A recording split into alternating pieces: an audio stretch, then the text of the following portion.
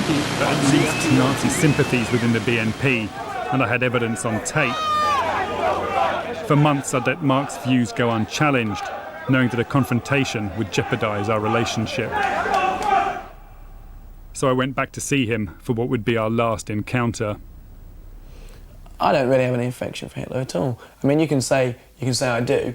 There's no Nazi paraphernalia around my house. It's not to do with Nazi paraphernalia around your house. It's to do with the things you've said to me. Well, you know, you can say that I've said things and I can deny them, but which I'm sure we can go into.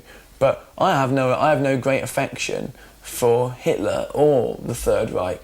You have told me that Hitler's Germany, 1930s Germany, was a better place to bring up children than Oldham is in 2002. I honestly can't see how anyone can look round on this on this nightmarish society in places like Bradford, Birmingham, and think, you know, Germany in the 1930s was worse than that, because it wasn't, was it?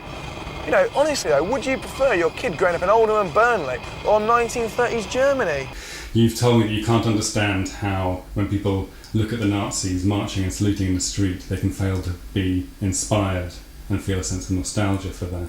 When people say, do you take any inspiration from that? I mean, I honestly can't understand how a man, who's seen the inner city hell of Britain today, can't look back on that era with a certain nostalgia and think, yeah, those people marching through the streets and all those happy people out in the streets, you know, saluting and everything, was a bad thing. And that National Socialism was the best solution for Germany in the 30s. When did I say these things? Have you got any evidence of me saying these things? National Socialism was the best solution for German people back in the 1930s. You said these things to me in your car on a trip to Bradford. Did I say these things? Where's your evidence of saying these things? Mark, don't... Where is your evidence of... Mark, why do you think I remember these things so well? Well, you can say anyone said things like this, but without evidence, how can we? Okay, if I had evidence of you having said that, would this change the conversation? If you had evidence of me saying that, then obviously I would have said it. Okay, Mark, you said it, and it was all recorded.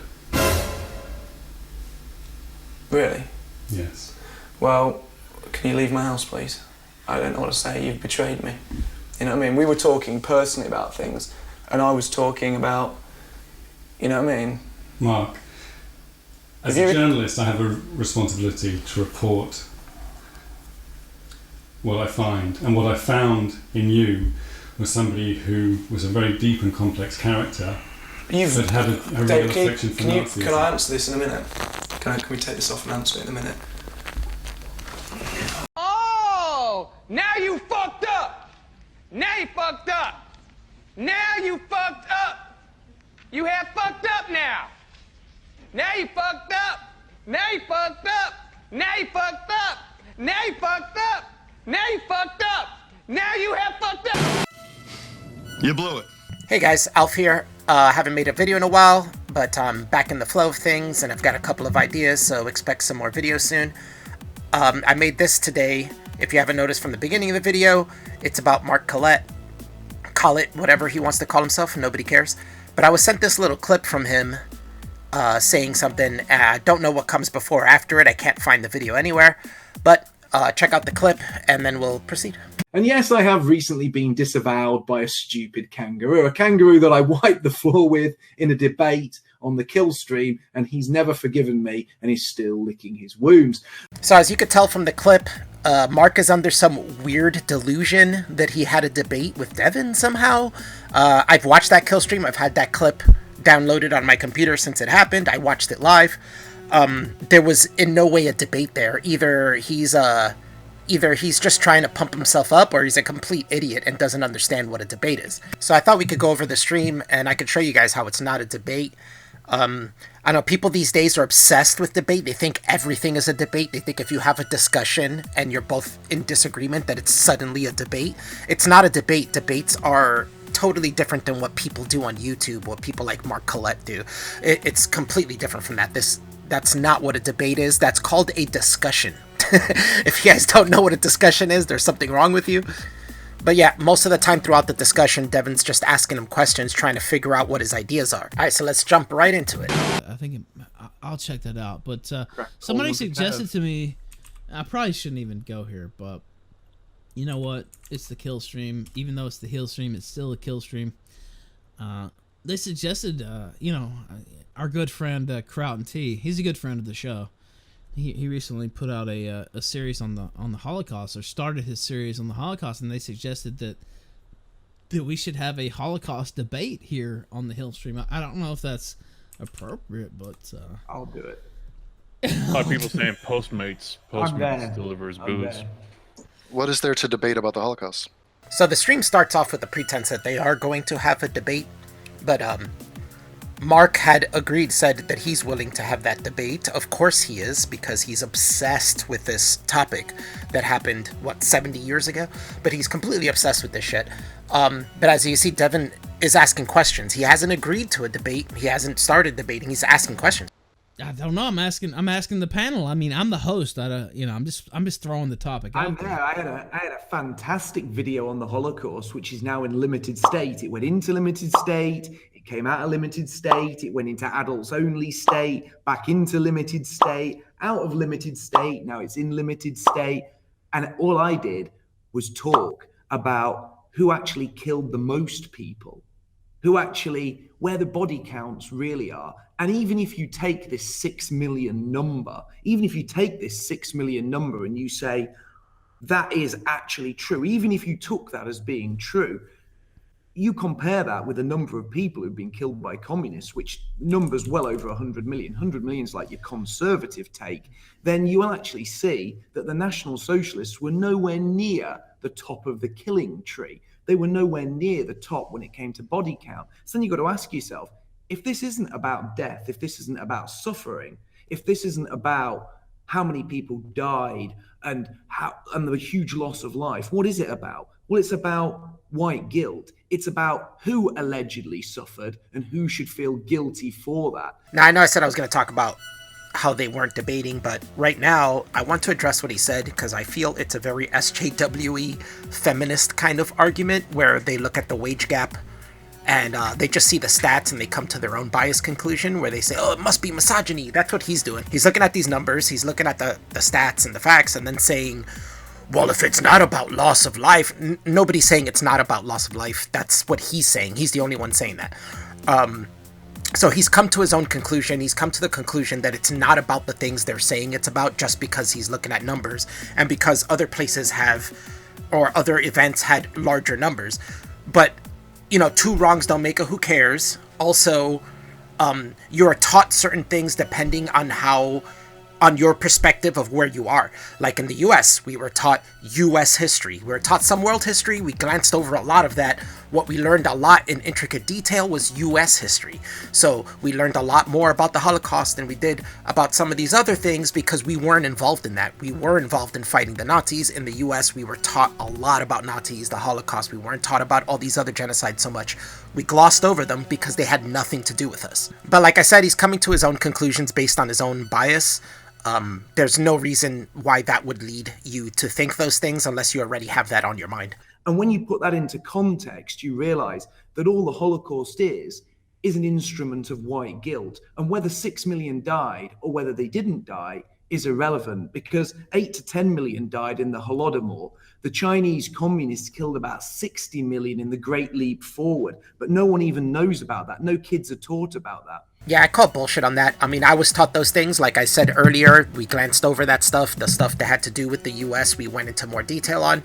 So I'm going to call bullshit on this. I don't believe him. I don't think that kids are not being taught this. I think they're being taught this in schools and in countries that have to do with that, which is the total norm. Because teaching kids about that, there's no end game there. What's the end game? Nothing. The end game with teaching kids about the Holocaust and having special lessons like Holocaust class is to push white guilt. It's to make white kids hate themselves, to make white kids think that if they support nationalism, if they love their own people, they're as bad as Hitler. That's what the Holocaust is there for. So if that is the case and that is the plan, then they are failing hard, because if they're trying to do it in a global scale, it's not working, because in the US, no one feels guilty for World War II. We fought against Hitler. We fought against the Nazis. We, saved people So why would we feel guilty about that? It doesn't make any sense. Maybe in Germany that makes sense. Germans might feel guilty about that. It makes total sense. But in the U.S. in America, no, we don't feel guilty about that. I have never in my life met an American, a white American, who felt guilty about World War, especially one that didn't have any German ties or background. And Clownett can make his little videos, and he's uploading them on Pornhub at the moment, so that shows where he is. And that's a fitting place for him, because he doesn't like, it's a real fitting place for him, because who came up with porn? The same people who are bleating about the Holocaust and pushing white guilt. So yeah, let him put his Holocaust videos on Pornhub. So this is really weird to me, and it's kind of indicative of his thoughts. He just basically said that Jews came up with porn, or the people who are bleating about the Holocaust and white guilt are the people who came up with porn. Porn's been around way before those things were around. What is he talking about? But I've looked into this before. He is obsessed with pornography, and he talks about it a lot. And he thinks that the Jews are perpetrating pornography for some conspiratorial scheme. It's fucking nuts. But I've looked into this, and I've heard him say at least one other time before this that Jews created porn or came up with porn. And I've tried to research this all I could and cannot find anything. The only thing I could find was a forum on Stormfront asking, why did Jews create porn? But there's no evidence out there that I see that Jews created porn. In fact, I see the French created photographic porn once photographs came around. And I think it was the Italians who made the first pornographic film once we had film. So, and even before that, we had drawings and stuff like that go back to Roman times and even before that. So I have no idea what he's talking about here. It's psychotic, and it's really indicative of his mentality of how he wants to blame everything on Jews, as how obsessed he is with Jews and anything he sees to be degenerate or anti-Christian. Oh, it's the Jews are doing this and the Jews are doing that. It's insane to think that the Jews came up with porn. That's completely fucking psychotic. Where they belong. This is a panel. You know what? I guess I just threw it out there, just meat to the crowd. But yes, go ahead. I mean, if panel has anything to say about that. Well, I think both things can be true. You could talk about the Holocaust being terrible, unconscionable. 6 million people is 6 million people. And yes, the Russians and the communists don't get the press, but neither do the Gypsies. I mean, the Gypsies do not have the PR that the Jews have, and that's just real. There's no Gypsy version of DreamWorks that's going to give you, their story. So we have to be a little bit aware of that. But comparing tragedies is kind of ridiculous. It reminds me of Black Lives Matter, where they would talk about what's worse, slavery or the Holocaust. Have you guys ever heard that debate? I mean, what's the end game of that? Oh yeah, it's fun. It's out there. Which is worse. I'm not sure what your point was. And here's where we get Mark at his full glory, being completely stupid and not understanding the point that Devin made, thinking that this is a debate and thinking that it was supposed to be a point against him. It really wasn't. All he was saying was that it's weird to compare tragedies. You don't really need to do that. We totally understand that some tragedies get more publicity than others. What's there not to understand? It was clear and concise, but because Mark thinks they're in a debate, which nobody agreed to debate. Nobody yet has said, yeah, I'm down to debate you, Mark. Nobody has said that. Devin's just asking questions, kind of agreeing to his point, saying, yeah, you're right. Some tragedies are heard of more than others, but really comparing tragedies is, makes no sense. It's stupid. We shouldn't even do that. And Mark goes, I'm not really sure what your point is. And then instead of staying quiet and letting Devin explain what his point was, he goes and rambles about what his own point was. And it's like, who cares what your point is? This isn't a debate. Nobody's asking you to repeat your point. The point is, these people are saying the Holocaust is this unique suffering where 6 million people died, and 6 million is this golden number, and there's nothing worse that's ever happened. I've never heard this before. I've never heard anybody say that it was unique or that there's nothing worse that ever happened. Never heard that before. In fact, I've heard Jimmy Dore say there's nothing worse than the Crusades. There's nothing worse than dropping nuclear bombs. There's nothing worse than the Crusades.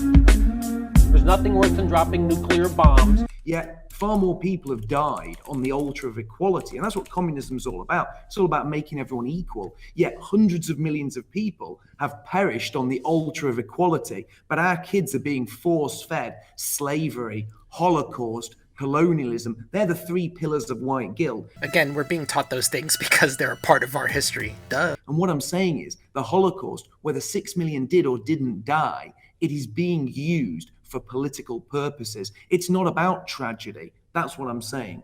Yeah, I'm pretty sure everybody understood his point. He had no reason to repeat that. It's so weird.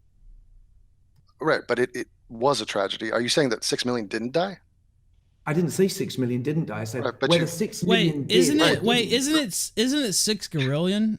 Like I Whether think 6 million did or didn't die, and the number keeps changing. The number keeps changing. If you go and look at historical documents, the number of Jews who were meant to have died at Auschwitz has been repeatedly revised downward. All right, this part gets pretty funny. Devin's just asking questions. He's trying to understand how he comes to this conclusion, right? So he's asking him questions like, "Oh, are you saying that this didn't happen? Was that maybe the numbers wrong? What exactly are you saying that leads you to this conclusion?" And what happens?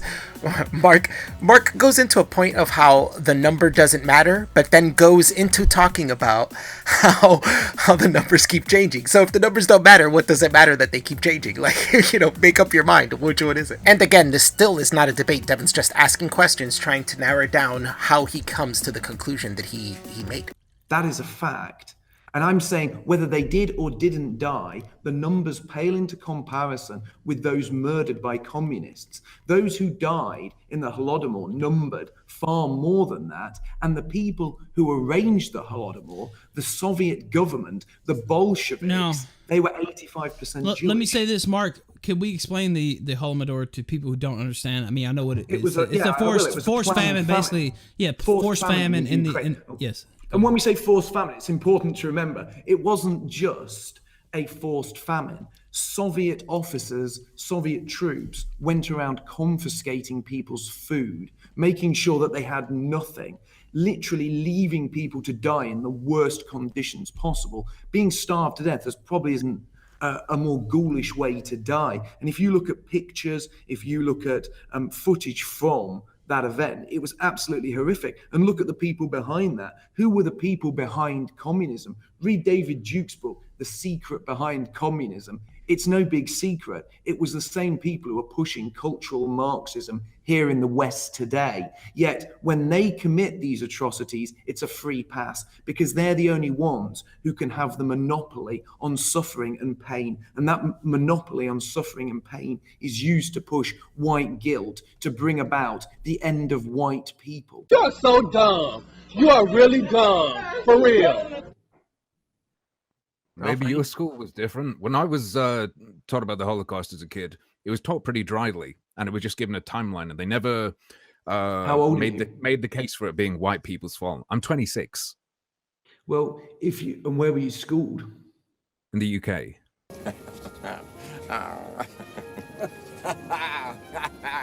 Exactly.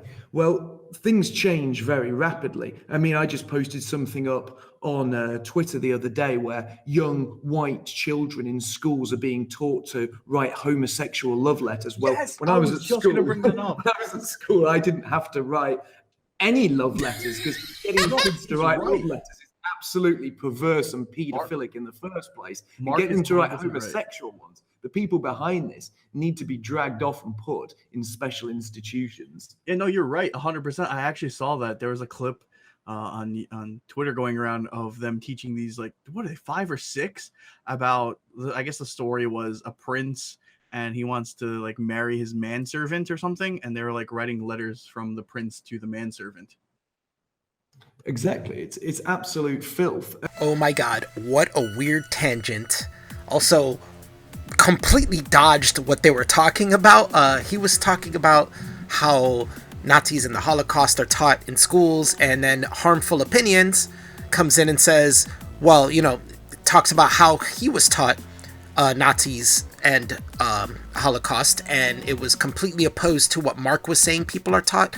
And, Mark is like, how old are you? And he's like, I'm 26, which means he's been out of school for less than a decade, completely destroying everything Mark said right there, basically. And also being taught in the UK, same place where Mark was taught. So that's hilarious. And instead of telling him, oh, well, it's changed now and this and that. He goes, oh, but times change fast. Now kids are writing homosexual letters. And it brings up this one time that this happened, this one event, which is not even that bad. He's saying they're homosexual love letters. He's calling it filth, perverse, and pedophilic. How? Nobody said that these love letters have to do with sex. Like, what is he talking about? How is it filth? It's not. He's just got hang-ups with these things. They're like issues that he's got with himself. But in the end, he completely diverted the conversation. This conversation had nothing to do with people with homosexual letters. I don't know where he came up with that. This has to do with the Holocaust and Nazis and how they're taught in schools. He completely avoids what Harmful Opinion said, which destroyed his argument, and instead of conceding to it, he goes into another tangent of something else. This other idiot doofus agrees with him about how it's gross and perverse. Why? Also, Mark Collett talks about how he didn't write love letters when he was in school. I'm a year older than him. I went to school in the U.S., so we wrote love letters all the time. Every Valentine's Day, starting in first grade, your teacher gives you a paper, you fold it in half, you write a little love letter secretly to whoever you want in your class, and then you put them all in a box and they get handed out. We do this every year. It's probably still being done now. So, yeah, that's him. It's weird how he's so Eurocentric. Like, he talks about this thing being a global problem, but everything he says only falls back to Europe, which I'm guessing he could be wrong on that. Harmful Opinions already told him I was taught in the same place and it wasn't taught what you're saying, So he might just be making all this shit up or looking at one school that does this and saying, oh, this is what's happening now. All the schools are going to do this, but they don't. And it's not just what gets taught in school. There is an entire industry around the Holocaust, based around the Holocaust. Movies, books, television shows, documentaries. There's a whole industry around this. Multi-million dollar, maybe even billion-dollar. How many films come out every year? How many books are written? And how much is this used to play on people's emotions? All it is this huge emotional push to make white people feel guilty, to make white people feel that if they want to take their destiny in their own hands, if they want to take back their ancestral homelands, if they want to stop immigration, if they want to pursue a path of self-determination and nationalism, then they are evil. They are just like the Nazis. And look where that ends. It ends with 6 million. And that's the greatest crime humanity's ever known, even though it pales into comparison to all the crimes that I've just mentioned. But no one's taught about that because they were crimes in the name of equality. And we must all bow to equality. And whilst we're doing that, let's get your kids to write some homosexual love letters, because that's all about equality too, isn't it? Yeah, well, there is some truth to what you're saying, but in particular, out here in Germany, Nazi guilt is a real thing. So it's, they are feeling, yeah, but they're feeling those effects, and it's ridiculous to try to spread that to white people in America or in the West when it's this. Those are the white people who were fighting against the Nazis and dying by the hundreds of thousands. So that should be mentioned if this is brought up. Great point. Totally true. Nobody in the US has Nazi guilt unless they have a Nazi background. But in the end, as you can see, it's not a debate. Mark is making an argument, and Devin told him there's some truth in that, but he's telling him that it's not a good argument because when you start, like he said, he's in Germany. Germans obviously have the guilt for this, but if you're going to equate it to the white people in the West, in the US, you're not going to get that, especially in the US. You're not going to get that. The US fought against the Nazis. They're not feeling guilt over that.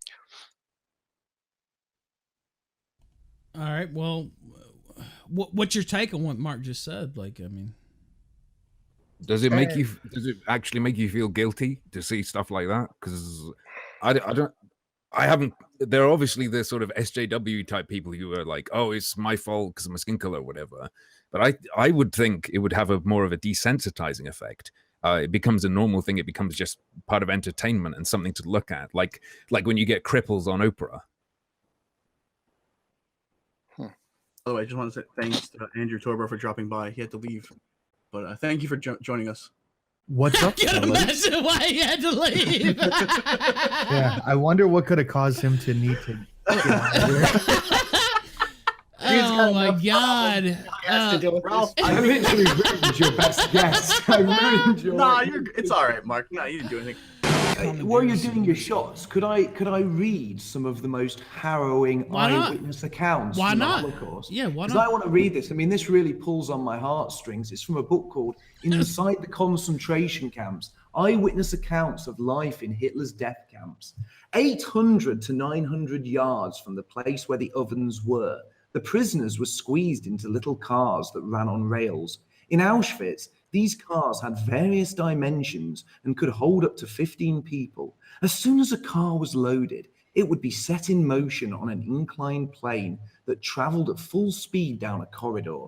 At the end of the corridor, there was a wall, and in the wall was the door to the oven. As soon as the car hit the wall, the door opened automatically, and the car would dip forward and pitch its cargo of living people into the oven.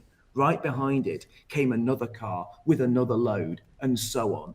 Now, I'm just going to ask everyone on the panel, that's an eyewitness account. Do any of you actually believe that? Do any of you actually believe that the Nazis built a roller coaster of death in Auschwitz and sat there watching as if it was Alton Towers, but on the way to the furnace? I want to. Because when I read things like that are eyewitness accounts, this is what really makes me question things, you see. Because if something really happened, if something that horrific really was true, there'd be no need to embellish it. There'd be no need to make up what is clearly nonsense like that. There'd be no reason to add to it. If somebody does something really horrific, there's no need to keep adding and adding and adding. If somebody comes up to you, and murders your family, you don't have to say, well, look, he murdered my family, but he also, burnt my house down as well. There's no need to add the second bit because the first bit's horrific enough in itself. So if all these terrible things really did happen, why would people need to make up these obviously false nonsenses like I just read to you? Because when things like the Holodomor happened, when things like the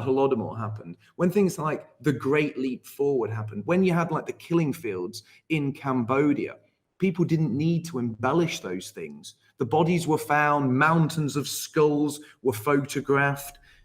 People knew what happened, people talked about it, and it was clearly honest and open. What I just read to you from this eyewitness account, do you actually believe that? So because you I tell think you what, one be careful eyewitness what you account? say. Do you believe it or not? Do you believe what I just said to you was a genuine eyewitness account?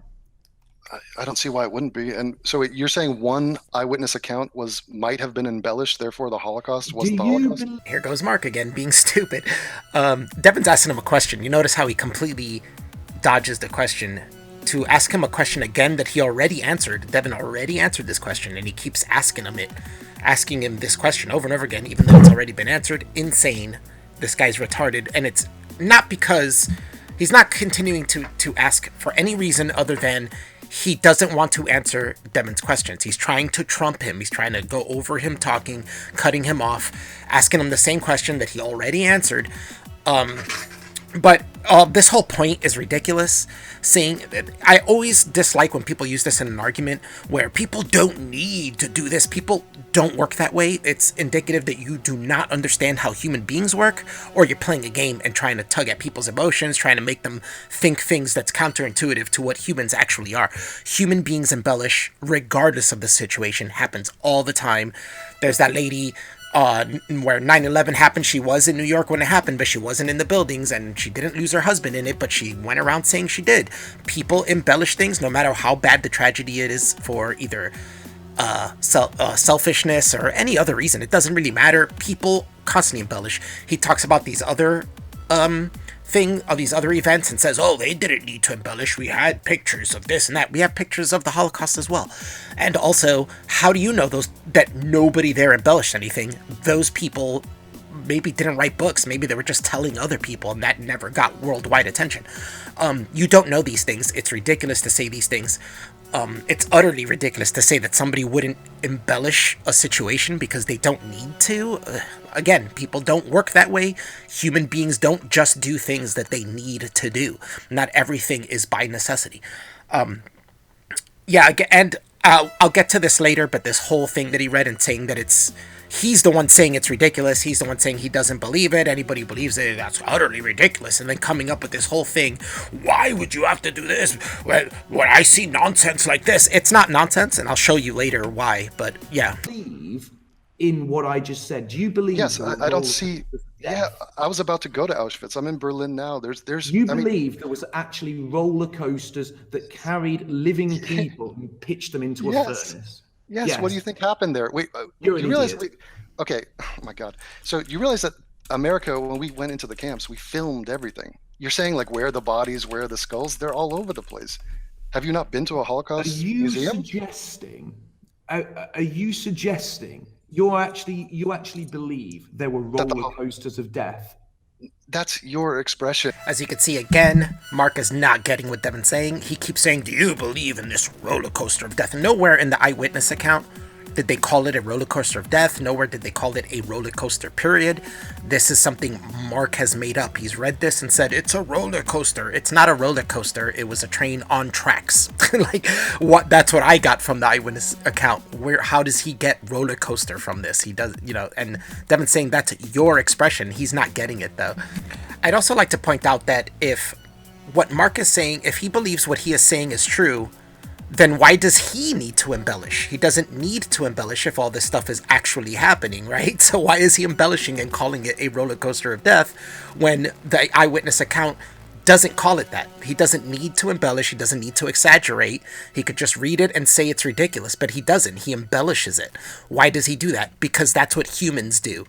And that destroys his point from earlier. But yes, there were trains that led people to the ovens. You know, Alfred Hitchcock filmed a lot of that. I don't believe for one moment that there were roller coasters. That's so crazy. What? I'm dead serious. The fact that you do is just laughable. The true thing that's laughable is Mark thinking that this Eyewitness account is ridiculous, because if you look up any images of Auschwitz, you will see that there's multiple tracks leading into Auschwitz. If you look at pictures of the furnaces in Auschwitz, you'll see that there's tracks with carts that lead to it. So it's not a thing of it. I'm not even saying that this is true. I'm just saying that with Occam's razor, you go with the simplest answer, and if you can see tracks leading towards furnaces and tracks that stop at the furnaces, then it's totally possible this happened. Whether embellished or not, it still is possible that this happened. And it's absolutely not ridiculous or laughable for somebody to believe that this happened, since there is so much evidence that it might have. By the way, if I wanted to burn people up, I might go for it. When you say roller coasters, all I could think is that movie Nothing But Trouble. I think of the Red Hot Chili Peppers song. I think that could be. That could be. I've seen a Minecraft reenactment of this. Man, having a Holocaust denier on kind of kills the buzz of a pro-cancer stream, doesn't it? It's not pro-cancer. This is exactly the opposite of pro-cancer. I'm sorry, pro-helping, helpful. Maybe it's all the time I put into Minecraft, but I would totally make a roller coaster if I wanted to get. What you're saying there, you're using this term denier as a term as if to say, well, this is something that should never be questioned. This is for me to even suggest that you're a Holocaust skeptic, then, eh? No. What I'm saying is, when I hear something that is blatantly ridiculous and nonsensical, I initially something goes in my head and I question that. Which is totally fine for you to question something that you find ridiculous, but the bias comes in where you don't even do the research to see if it is ridiculous. Like I said, it took me like 2 seconds to look it up on Google, type tracks Auschwitz, and it came up. And I didn't even have to write furnace, but it showed me tracks leading to the furnaces. So, I mean, you could say it sounds ridiculous and you have to question it, which is fine. Nobody's saying you can't question these things. What they're saying is, if you're going to question these things, listen to the answers. So let me just be the devil's advocate, I guess, literally here for people in the chat. And well, he called you a Holocaust denier or skeptic or whatever. Do you believe there were Jews killed during World War II? And if you do, were they killed systematically? Yeah, nice question.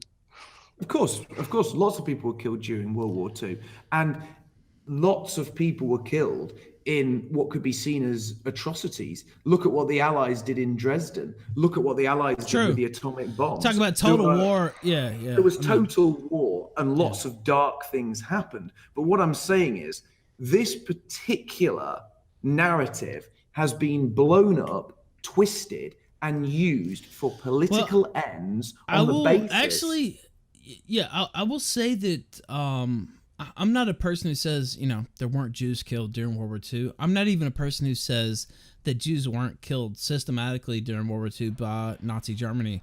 I'm a person who says I don't care. I don't feel like that has any bearing. Look, I can prove it's real. life. Look, this is actual footage from Auschwitz right here. Fucking, you can't deny it. Look, it's fucking real. No, I don't know what's going on. What I'm saying is, I don't feel like that has any bearing on my current life. Like I don't feel like so just let's just say, for example, I accept everything that's said about the Holocaust. Say that I accept that.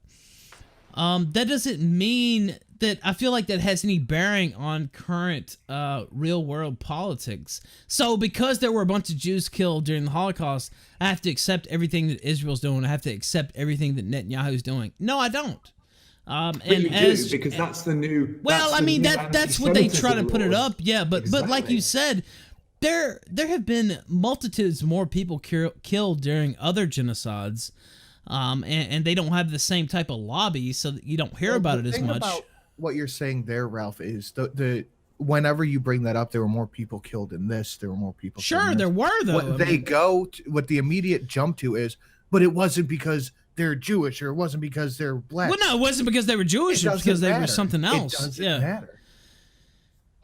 Yeah, but I think it's a little bit disingenuous to bring up Dresden. Like, I was in Dresden 3 days ago, and at tops, you're talking about 100,000 people dead.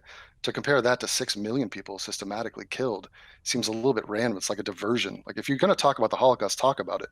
Don't pivot to something that happened in Russia. So what are your views on the I've Holocaust? talked honestly about it. I'm the one talking honestly. You're not. You're the one who believes in these roller coasters of death.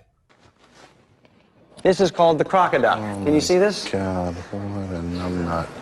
I think we can talk honestly about the Holocaust, but when someone brings up standing of another genocide, that's a perfectly acceptable thing to talk about. But it's a diversion. Like, what happened to Dresden is a war crime.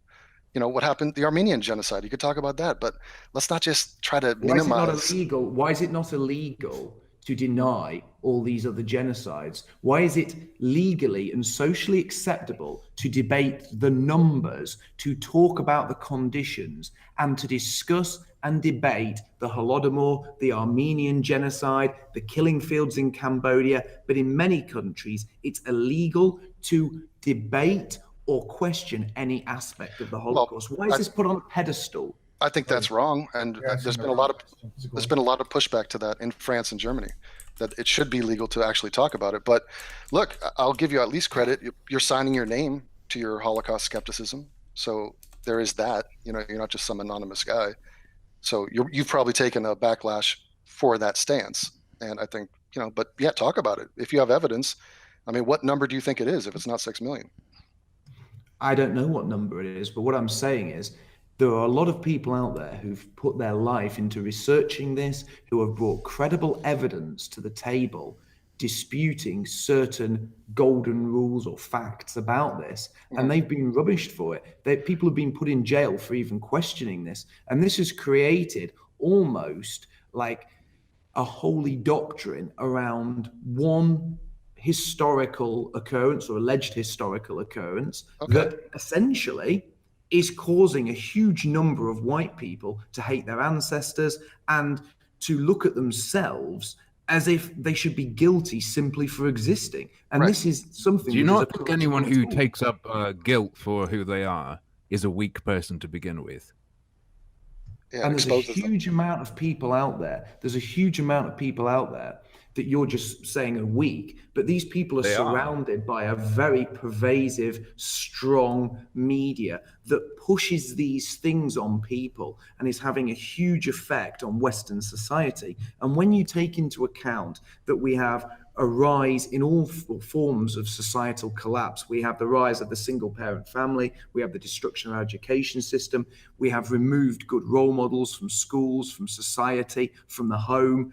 And all of these problems are building. And at the same time, you have this media, which is reaching out to these confused and lost people, pushing this horrific anti-white message. And part of that is the Holocaust and this Holocaust narrative. That is a coordinated attack on the Western mindset. Yes, but these are two separate things. Why can't you just then acknowledge the Holocaust is bad, say slavery was bad, but also a new topic, what is also bad is leveraging that to guilt modern day white people, that there's no logical connection there. Because I think you're going to discredit your cause by trying to, argue over the numbers of the Holocaust as if 5 million is somehow not as egregious as 6. And it's like, talk about the second part, because you're right about the anti-white bigotry, and that's not fair and should be called out. But I mean, if you're going to try to undermine the Holocaust, that's just like a losing battle. See, another good example of how this is not a debate, Devin's just given him advice. He's saying, yeah, I agree with you on some of these things, but you're going about it the wrong way. Like, why are you bringing the Holocaust into this when you're talking about white guilt? Maybe just address the white guilt stuff and not, call that out and not, not undermine the Holocaust. And of course, he completely misses the point and goes on another ramble. Oh, my other buddy. How have I undermined anything? By talking about the victims of communism, by talking about the victims of these much greater massacres, doesn't it undermine them not to talk about them? You can talk about them all you want, but that's not the topic.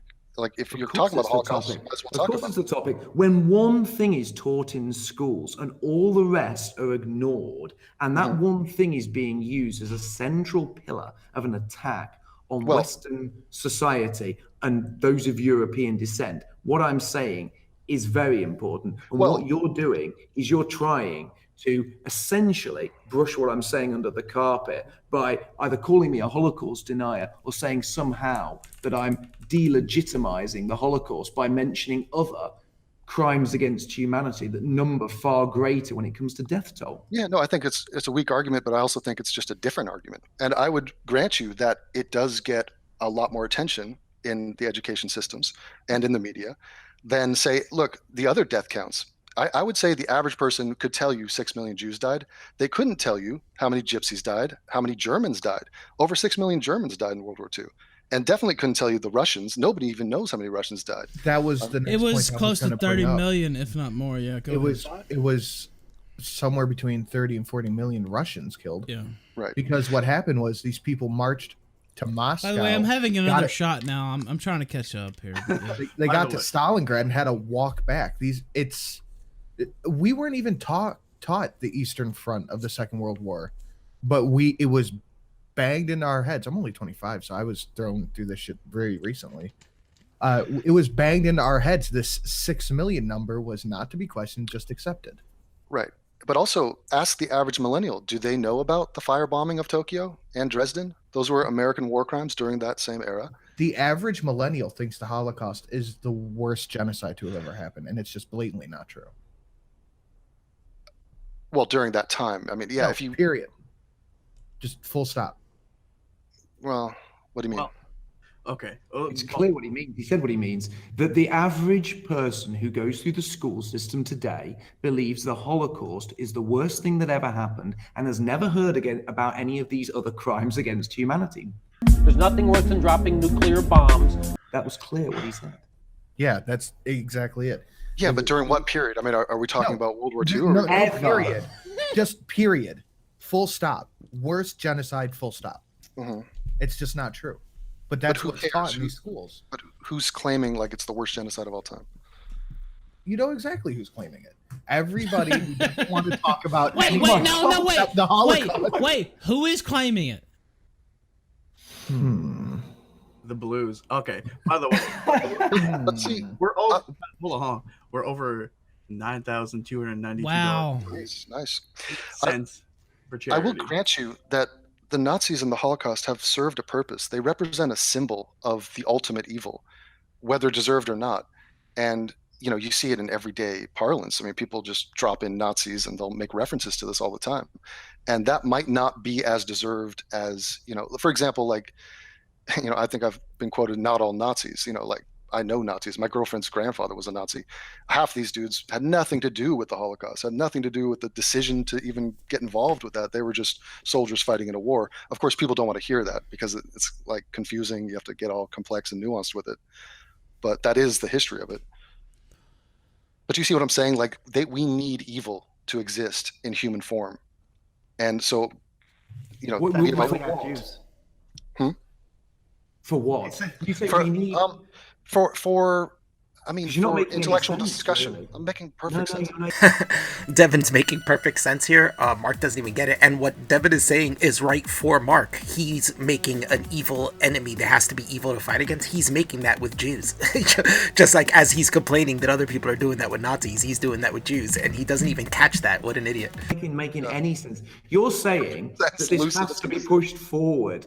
And this narrative has to be pushed forward. So evil can exist. So... No, I'm saying there's an impulse for it. You have to understand the reasoning as to why people would want or feel the need to hype up the evil of the Nazis and make them representative of how far. Well, I understand why it's done. It's done to make white people hate themselves. Because if we were trying to find evil to hype up, there's no need to go on the search for that. Go to Cambodia, look at the mountains of skulls, go to communist China, go to the Ukraine, go to Poland where the communists murdered thousands in the Kachin forest, go to the Soviet Union where millions of white people perished in gulags. I mean, you could, but all those places are irrelevant to us. We have nothing to do with those things. We had something to do with Nazis. They were our enemies. We fought against them. We were attacked at Pearl Harbor by the Japanese, who were allied with the Nazis. These all have relevant reasons. All the ones he mentions has no relevancy to us. You can find suffering in any of those places. You don't need to hype up what the Nazis allegedly did or didn't do. You only need to hype that up if you're trying to push a political agenda which is to undermine white well-being. And you are essentially saying we need to hype up the Nazi thing because reasons, but then again, you're just ignoring all these other facts that people are presenting. No, really, you're clueless. Right. Sorry to interrupt. I'm going to say goodbye now because okay. people in my place are going to bed. And Thank you, Harmful Opinions. Thank you so much for coming on. No problem. Thanks for having me on. I'll see you sometime soon, dude. Thank you much, man. Two things real quick, Ralph. V wants on. Yeah, I know what he wants. We'll see. We'll see. Number two, the reason people point at the Nazis as the worst thing ever is because they are now considered. You know what? Tell the V. average right-wing Tell V person. he can come on if he brings a soy father. That's what he can do. Well, if he has Sargon with him, he can come on. If not, I don't give a fuck. I just told him that in front of almost 7,000 people. If he has a soy father with him, he can come on. If not, no. But to respond to AIU's point, the reason right-wingers or Nazis are the worst thing ever is because they want to compare that to the average right-winger now. Completely forgetting they were socialist. Right. This guy's lost the plot. I'm not saying we need to do that. I'm saying that's what a lot of people say.